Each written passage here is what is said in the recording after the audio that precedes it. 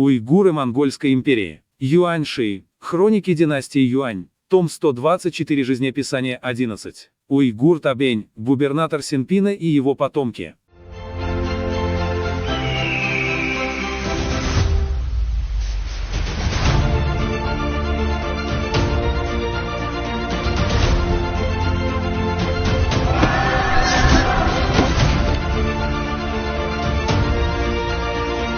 Табень, уйгурский человек из Иулу, Турфана. Люди, за то, что он любил восхвалять добродетели других, называли его Янгун, господин восхваляющий. Отец его Сунуша Тото. Тото – это звание, пожалованное ему правителем его государства, подобно китайскому выражению Голао, старейшина государства. Табень вначале служил под началом Тайцзу, Чингисхана, в походах против различных племен, неоднократно попадал в трудности и опасности. Затем снова участвовал при осаде города Янь, Пекин, в походе на Ляси и взятии Пинлуань, Байси и прочих городов. Когда воины безрассудно убивали людей, Табень предостерегал их. Основа государства – это народ. Что пользы государству от убийства людей и захвата земли? Более того, убийство невинных лишь укрепляет решимость врага. Это не воля императора. Чингисхан, услышав об этом, обрадовался, пожаловал ему золотую тигриную пайцезу. Знак высших полномочий поручил усмирять и умиротворять округа Байси и другие, присвоил титул Синшендую Аньшуай. Главный маршал, в пределах подведомственной территории получил право по императорскому указу назначать уездных чиновников. Дела приговоренных к смерти мог решать единолично. Спустя долгое время перевел управление в Синпин. Синпин, пострадавший от военных огней и разрушений, был опустошен, народ в бедствии не имел средств к существованию. Табень созвал старейшин и спросил об их тяготах, отменил их, уменьшил налоги и повинности, назначал работы в определенное время. Народ чрезвычайно обрадовался. И тогда совместно стали увещевать и поучать друг друга, не нарушать установлений. Возвращающиеся со всех сторон люди собрались в Синпине. Когда Табень только прибыл, дворов было всего 700, не прошло и года двух, а их стало до 10 тысяч. Отдавал своих лошадей, чтобы облегчить бремя ямских слуг. Одалживал серебро честным чиновникам, тем, чьи проценты по долгу не могли быть выплачены. Имели свои расписки сожженными. Земледельцы, не могущие вспахать, также получали от него валов. Годы подряд сообщали об урожае, народ стал жить в достатке. В год Гэнэнь, 1230 год, вышел указ о присоединении Чжуншани, Пиндина, Пиньюани к Синшену. В год Цзяо, 1234 год, разбойники Лисянь Жаосягэ и другие подняли мятеж, Табень казнил лишь зачинщиков, помиловал тех, кто был введен в заблуждение. В день начала весны года Гуймао, 1243 год, устроив пир для чиновников, вернулся и заболел, затем скончался. В эту ночь упала звезда, раздался глухой звук. Завещал похоронить себя в бумажной одежде и глиняном гробу. Посмертно пожалован титулами верный и искренний, утверждающий дальние земли, способствующий процветанию сановник, Тайши, великий наставник, Кайфу и Тунсаньсы, открывающий дворец с церемониями, как у 3 глав Шанчжуга, высший столб государства. Посмертно пожалован титулом Инский гун, князь инского государства. Посмертное имя Чжуну, верный и воинственный. Сын, Аликиши Темур. Аликиши Темур унаследовал должность отца, стал Синшенду Юаньшуайом, главный маршал региональной канцелярии в Синпине и других местах. Его управление полностью следовало прежним установлениям, развивал школы, содержал ученых, облегчал наказания и повинности. Даже коллеги не смели без причины использовать одного простого человека. Участвовал в походе большой армии против Кореи, имел заслуги. Умер в год Бин Чень, 1256 год. Посмертно пожалован титулами сановник, проповедующий верность и поддерживающий долг, Жунлу Дафу, сановник цветущего благополучия, Пинч Жанши, вице-премьер, Чжуга, столб государства. Посмертно пожалован титулом Инский гун, князь инского государства. Посмертное имя Усян, воинственный и помогающий. Сын, Атай. Атай должен был унаследовать должность отца, как раз тогда Синшен, региональная канцелярия, была упразднена и создано главное управление областью Пинлу-Аньлу. В год Динсы 1257 год, император Сянь Цзун Мунки назначил Атая Даругачи области Пинлу-Аньлу. Только вступив в должность, подал прошение об отмене налогов, 1/8 налогов на серебро, соль, вино и прочее. С простого народа не взимал. После вступления на престол императора Ши Цзу,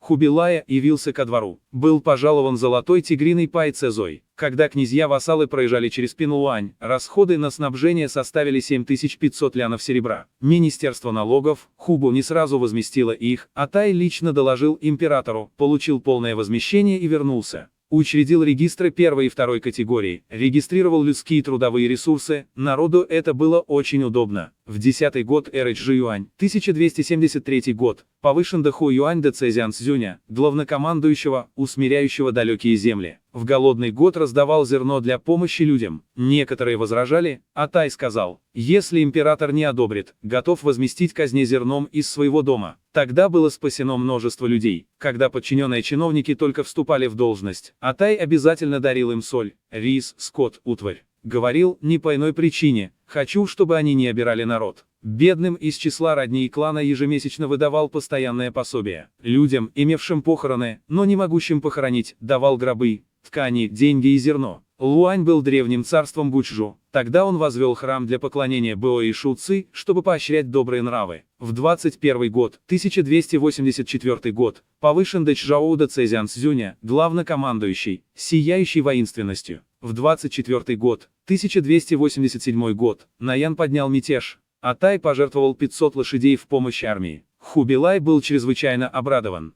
Вскоре получил серебряный кувшин Наяна, император немедленно пожаловал его ему. В 25 год, 1288 год, прибыл ко двору, умер от болезни. Пожалован титулами сановник, приложивший силы. Цзэйдэ Дафу сановник, богатый добродетелью. Чжун Шуючен, правый помощник в центральном секретариате. Шанхунь Цзюнь, высший защитник армии. Посмертно пожалован титулом Юнпинь Цзюньгун, князь Юнпиня. Посмертное имя Чжунлян, верный и ясный. Сын Деливэйши. Деливэйши с юности любил читать книги, при императоре Чен Цзуне, Тэмуре, вступил в императорскую гвардию Кёшиктен. Получил должность Цэи Аньши, помощник, управления инспекцией Хэси. Назначен Цзянчи Юйши, инспекционный цензор. Повышен до Линьпу Фуши, заместитель начальника управления инспекцией Хуэси. Вызван ко двору на должность Юань Вайлана, заместитель начальника, левого управления Чжун Шушена, центрального секретариата. Переведен на должность Каньи, советник, Шуми Юаня, военного совета, повышен до Паньгуаня, судья-инспектор. В 4-й год эры Янью, 1317 год, назначен Ханьлинь Ши Цзян Сюэши, академик-лектор Ханьлинской академии. Выехал на должность Цзунгуаня, главный управляющий, области Хэцзинлу. Случился голодный год, он выделил свое жалование и накопление из казенных хранилищ для помощи, спас несколько сотен тысяч человек. Хэцзянь находился на важном сухопутном и водном перекрестке. Все, что поставлялось с 4 сторон, сходилось здесь. Деливэйши установил правила распределения, народу это было удобно.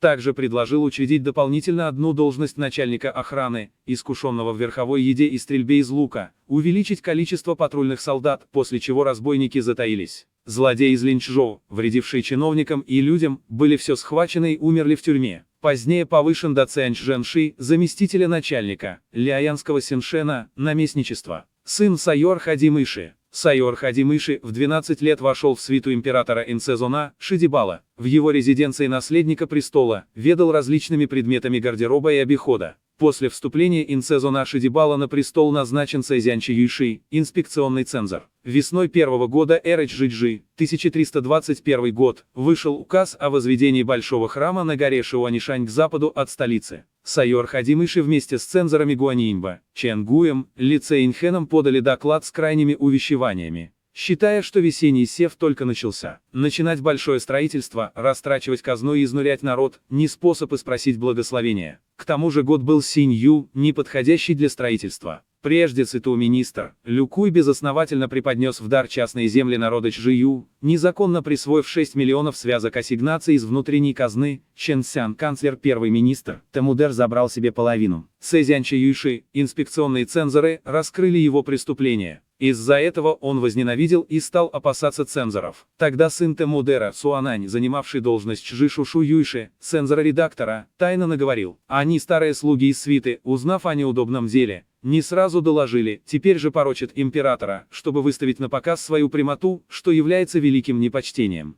Император тогда казнил Сайор Хадимыши и Гуаньиньба, подверг Гуи Цэйнхэна битью палками, наложил клеймо, сослал в отдаленные края. В начале эры Тайдин 1324 год, посмертно оправдал Сайор Хадимыши, пожаловал Сайор Хадимыши титулами. Цзэйдэ Дафу, сановник, богатый добродетелью. Юйши Чжунчен, помощник начальника цензора. Шанхунь Цзюнь, высший защитник армии. Посмертно пожалован титулом Юнпинский Цзюньгун, князь Юнпиня. Посмертное имидж Жиньминь, стойкий и страдающий, пожаловал его жене и детям 500 связок ассигнаций, 1000 хороших полей. Также вышел указ возвести стелу на пути духа усопшего.